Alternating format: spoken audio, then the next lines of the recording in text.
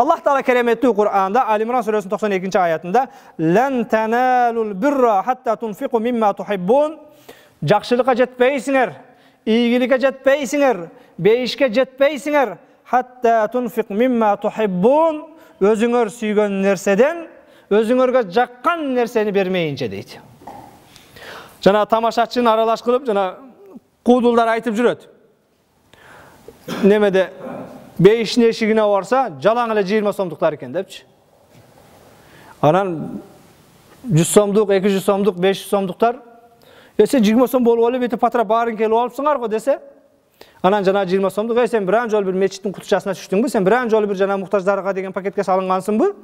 Мен дайым мына ошол операция болгондордун пакетинде, ач калгандардын пакетинде, көмүрсүз калгандардын, квартирасыз калгандардын пакетинде дайым мен түшөтөм. Сен ал жерде бир да жок элең, эми бешине ишине келип алганыңды кара деп айтканы канчалык бир деңгээлде чындык. Аллах Таала кереметli Kur'an'da "Лен таналул бир", ийгиликке жетпейсиңер, hatta tunfiq mimma tuhibbun, өзүңө жаккан 1000 сомдукту 5000дикти бермейинче дейт.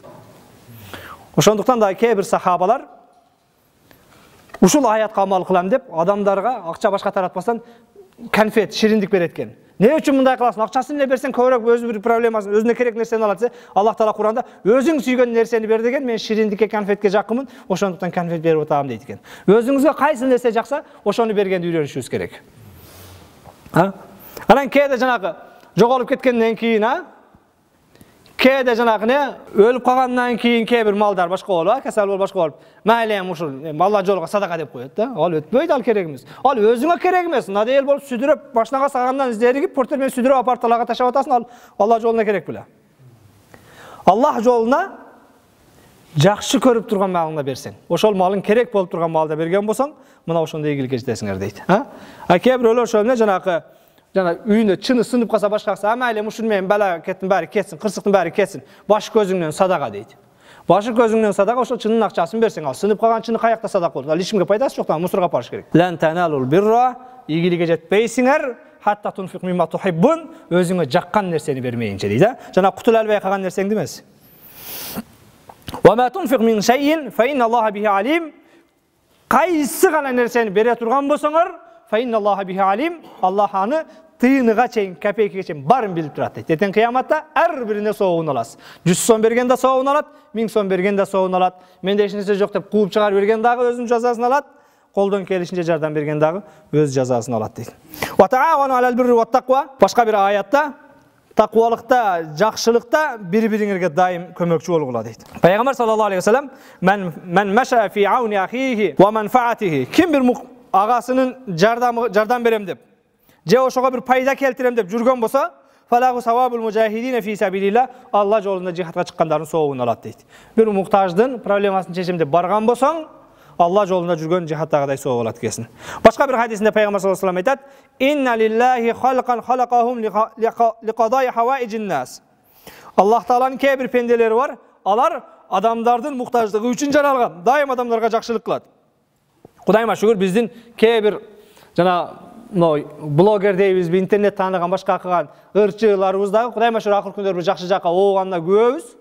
Мына ошол кай жерде операция болом дегендерге байкуштар ошол кайрымдуулук концертин уюштурган, башка кылган, жардам берген, алардын жана интернеттен подписчик көкө башкасы көп экен, ошол нерсени адамдардын пайдасына колдонгондор бар. Пайгамбар айтат: Аллах Тааланын кээ бир пенделери бар, аларды Аллах Таала мына ошол адамдардын проблемасын чечиш үчүн жараткан, адамдарга жардам бериш үчүн жараткан дейт. Алар эртең кыяматта Аллахнын азабынан кутулгандар, тозокко дуушар болбогондор. فإذا كان يوم القيامة وضعت له منابر من نور. Мына ошол эл кызматында, муктаждардын жардамында жүргөн адамдарга эртең кыяматта нурдан болгон минбар коюлат. ويحدثون الله تعالى والناس في الحساب. Алар Аллах менен баарлашып, Аллахта мен астында сый көрүп атканда, калган адамдар эсеп берип аткан болот дейт. Аллахтын астында булар сый көрүп атканда, калгандар кыяматтын азабынан азапталып, Аллах Таалага эсеп берип аткан болот дейт. من سعى لأخيه المسلم في حاجة فقضيت له. Kim bir musulman bir tuğanını jardan berem dep barıp, anın problemasını çeçken bolsa, avlam tuqda, je barıp jardan bere almadı. Barsan kolundan kelbedi, kıl albayt kesin. Gufirallahu ma Gufirallahu lahu ma taqaddama min zanbi. Allah ошол пенденин өткөн күнөлөрүн бардыгын кечирет дейт. Жакшы ниет менен бардыңыз, жардам берип келгенде барсаңыз, сиздин колуңуздан келбей турган иш экен. Жардам бере алсаңыз дагы, бере албасаңыз дагы өткөн күнөөлөр кечирилет. Wa kutiba lahu bara'atan, жана ал адамга эки нерсе берилет. Эки нерсе жазылат. Бараатун минан нар, тозоктон кутулуу жазылат. Wa bara'atun minan nifaq, эки жүздүүлүктөн кутулат дейт. Пайгамбар саллаллаху алейхи ва саллям айтат: "Ман qada li akhihi al-muslim hajatan kuntu waqifan inda mizanihi fa in rajaha wa illa shafa'tu lahu." Kim bir musulmandын жардамын берип, муктаждыгын чече турган болса, мен эртең кыяматта ошол адамдын таразасынын астында турам дейт. Соопторун тартып атканда карап турам. Өзүнүн сооптору менен бейишке кирип кетсе, анда кирип кетет. Эгер өзүнүн сооптору бейишке жетпей калып, тозок алып жөнөгөн учурда мен муну куткарып калам анткени бул дүйнөдө ал өзүнө окшогон бир пендеге жардам бергендиги үчүн дейт.